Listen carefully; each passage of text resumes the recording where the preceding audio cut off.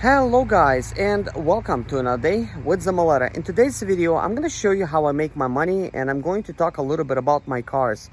There is three ways that I make my money when it's car related. I do car service. I repair vehicles. As you can see, that Sprinter under repair. I also strip cars for parts, and I fix them and sell them. Now, I want to show you some of my recent additions to my inventory, and I will talk about these cars and what I plan to do with them. And I guess do some reasoning behind what I should do. And leave your comments and questions below in the comment section with your thoughts, and maybe like what would you like to see on this channel, and what would you do if you had these cars? Would you fix them and sell them, or would you strip them for parts?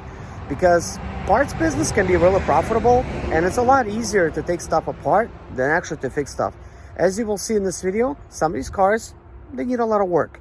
So ultimately, when I put all that work in, it might be worth less. Well, by the time I put in all the work and spend all the money, I'm not gonna profit that much from the car. And I like to make money, and unless I'm fixing a car for myself, I think it doesn't really make a lot of sense for me to fix a car that's not really worth that much. And you will see what I'm talking about, guys. I have a 2015 Jeep Patriot here, 2010 Nissan Rogue, 2006 Murano, 2007 Maxima, and we got a 2005 Chrysler 300. What do all these cars have in common? Well, I'm actually trying to fix them up and basically sell them. If you guys want to follow that on my channel, subscribe to my channel, and I'll show you what's going to come out of that. And ultimately, right now, I own 29 cars. I have a motorcycle, 2 king quads, 1 jet ski, and a bunch of other stuff. But oh yeah, Bobcat as well. But basically, all of these cars are all in their slight disrepair, and I'm gonna fix them one by one and basically sell them.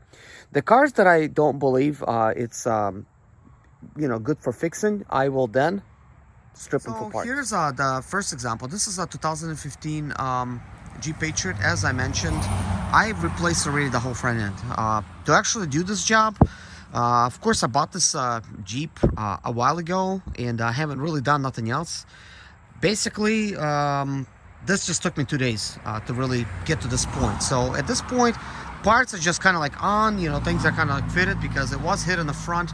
This hood is open, but this bumper, it's not even attached. So like it's like literally hanging. This is why it looks as bad as it is. Now, this front end came, I believe, from like a 2005, maybe 7 limited edition. So the bumper is going to be different, because normally these have a 2-piece bumper and a grille is separate. So other than that, the lights, lights are from that one as well, but the lights are the exact match. But anyways, this has 75,000 miles. It's a pretty nice car, and it would actually, be fixed easily. The rims came from a Jeep Wrangler. It's got good tread on it. So this car has a lot of potential to be fixed. Now, this particular car, 2010 Nissan Rogue, runs perfectly, slightly less than 100,000 miles on it. I did also replace the whole front end. This took me 4 days to get to this point. Of course, I've been keeping these cars underneath trees, and they get like this green algae type of buildup on them. So what I gotta do is I gotta paint this whole front end, and I may or may not remove the parts when I do it. I may remove the headlights. That's about it. Probably tape off the grill. Just leave it. I just don't want to give myself like more room. Other than that, like everything is working just fine. So I did remove the entire carpet, and these seats are not screwed in. I basically pressure washed all the interior, but still the doors need to be washed and stuff like that, because this car was open for a while. So this car has a lot of potential, and definitely will fix these two and sell them. This Nissan Murano, I definitely want to fix this one, but with the timing chain guides, like rattling and stuff, I will, I guess, have to weigh out the options and see if this is even worth for me to trying to basically, I guess I would have to replace the timing chain, guys, the timing chains, the water pump, you know, just do the works. I just don't know if I want to really spend the time to really do this, if there's enough money in this car for me to do. But they certainly do look cute. This Nissan Maxima, if this engine is done, if it's been overheated, there's a good chance that I'm just going to go ahead and just like strip this whole car out for parts. Maybe get another car that does not have that issue and use these parts off that car. Same thing goes for the Nissan Murano. If I find a better deal, then I might just do the same. But I think the body on this looks actually pretty nice. It's white. My wife kind of likes it, so I may end up having to fix that. Now, this Chrysler 300, I fixed it already a while back with a buddy of mine, and basically I installed this bumper, and I was driving this car for a while. It was a pretty nice car. Some people actually like to paint these bumpers a different color, so this car looked okay. The only thing I haven't done is replace the fog lights at the bottom, because I know I'm going to be removing this bumper and just basically painting this separately. I also got to paint a quarter panel over here. And while I was driving this car and enjoying myself, because it is a pretty nice car, the interior is good, like nothing's like wrong with it. It is a limited 3.5 liter, which is the most the nicest one that you could actually get when it comes to that. One of the things that went out is the alternator, and I replaced an alternator a couple times in this car, and it's still not an alternator issue. Basically, the computer is what needs to be replaced, which is located kind of like in front of the firewall. So I'll have to basically get the thing replaced in order for the alternator to start charging. So I'll need to do that. Also, the ignition switch also does not work correctly, so I need to replace that. So anyways, guys, if you want to see me work on any of these cars, we'll go at it, you know, one by one, or vice versa, see what, you know, what makes sense first. And we will work out all the issues and see what can be fixed, what needs to be fixed, what could be, you know, left alone, and see if it makes any sense to actually fix these cars. And maybe potentially you know, some of you guys could learn from it and then, you know, do some of the stuff yourself. Ultimately, I have, you know, many different streams of incomes, and some of the stuff really does not make sense for me to do. That being said, a 2007 Nissan Maxima SL and a 2006 Nissan Murano SL being sold for, well, I paid $2,500 for both of them. I think that's a pretty good deal. Now, at an auction, this one was like $750 and that one was $1,000. So everything else that you hear about is basically the taxes and fees on these cars. I also paid $300 to bring these cars home, and that's at a discount because I live 1 hour away from the auction. So not bad if you're shopping for a car for yourself and if you have the time to try to fix it. But to be honest with you guys, like, I was a huge fan of these Maximas when they came out, and this is the second kind of like, I guess, the generation when these came out. I mean, they look quite nice. I mean, they have like nice, I don't know if there's xenon headlights in them, but they look quite nice. And I really wanted one. Like, at one point, this was like my dream car.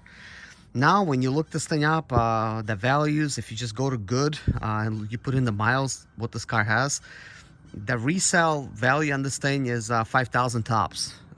Probably would only get like $3,500 for this thing. This is why, like, when it comes to trying to do a decision, should you completely redo this engine, replace it, at that point, unless you're keeping the car yourself, it's probably not even worth it. This car's worth more dead than alive, to be honest, if I have to replace the engine on it. If it's something simple, I'll go ahead and fix it, then yeah, like, it's way worth it. But also needs a paint job, and paint jobs are very expensive. Fortunately, I could paint everything myself. Now, this Nissan Murano, somehow, I don't know how, maybe this was garage capped, I doubt it, but it looks not bad. Like, the paint has not faded on this, even though it's a slightly older year. Also, these tires are just amazing. Like, these tires are like just nice. They're not wore out at all. This car has a lot more potential in my book, just because I got a little bit more, I guess, usage out of it. If I could give this to my wife for her to drive, and, you know, it still looks cute today. Like, it aged pretty well. I'd say, like, it aged like fine wine. But this particular car also, it's gonna be tops $5,000, and about 3,500 is what it could probably bring. Now, when I'm saying like 3,500, that's like the resale value. That's not including all the money I put into it, because this car approximately cost me now with the taxes and everything roughly 1,500. So bringing it home another 150 if you take half of 300. So that's roughly like 1,650 plus registration is gonna take another, like, 350, 400 bucks. So we're looking at already like $1,900 to 2,000 just to get this thing on the road. And then I could only sell it for, like, let's say like 3,500. There's not a lot of profit to be made there. Possibly 1,500 bucks, which ain't bad. I just like to make a lot more money when I actually do work. Plus, of course, like if you include like the cost of interior and stuff, like, because we need to replace that, this, yeah, the rear seat, it's like one of those things, but it's because of this little damage. But they're all like that. Like they have the fake type of leather on the sides. This is why they're ripped. The top is the real stuff, and this is why they're so terrible like this. But I just think all the work that I'll have to put into this car, ultimately, if I'm keeping it for myself for a little while, probably okay. But that's not even including the portion I have to do with the engine. Because anytime you do a whole shebang like that, well, if I do it myself and I have to get all the stuff, I mean, it's gonna cost me probably what I could sell this car for. So it's like one of those things. If I do the work, might as well keep this car for a while, because I'm certainly not getting that money back. And ultimately, this car is worth more dead than alive, to be honest.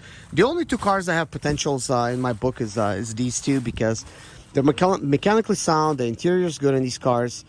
All it needs is a paint job on the front end, and then also the tires are great on both of those cars, so they could be easily restored to their previous glory and sold. 2010 and of course 2015. So they're gonna bring in a little bit more money, and plus they have less mileage. 75k, slightly less than 100. This is 220k and 220k, and I know I failed to mention. Anyways, guys, if you like this video, please give it a like. Give me some of your thoughts, guys, because when dealing with cars, there's a lot that really goes into them, mechanical wise, and as far as like business sense. Some cars, unfortunately, they're just worth more dead than alive, guys. That's just a fact of the matter. Is this is why I also do a parts business, and I basically sell car parts. And ultimately, like, to be honest, like, that would be like so much easier for me to just basically take pictures of these cars and put them up for parts. I may just end up doing that, like, to be honest. Like, it really just makes no sense no other ways, because parts, I don't have to do nothing to them. People just give me money for them, and then I'll already make easily, get like $1,500 out of it, and I don't have to do pretty much anything. Well, of course, $1,500 I'll have to get back as what I put into it, but I'm sure I could sell other parts on top of that and still make my money back. But anyways, guys, thank you so much for watching. Take care of yourself, and see you guys in the next video. Bye bye.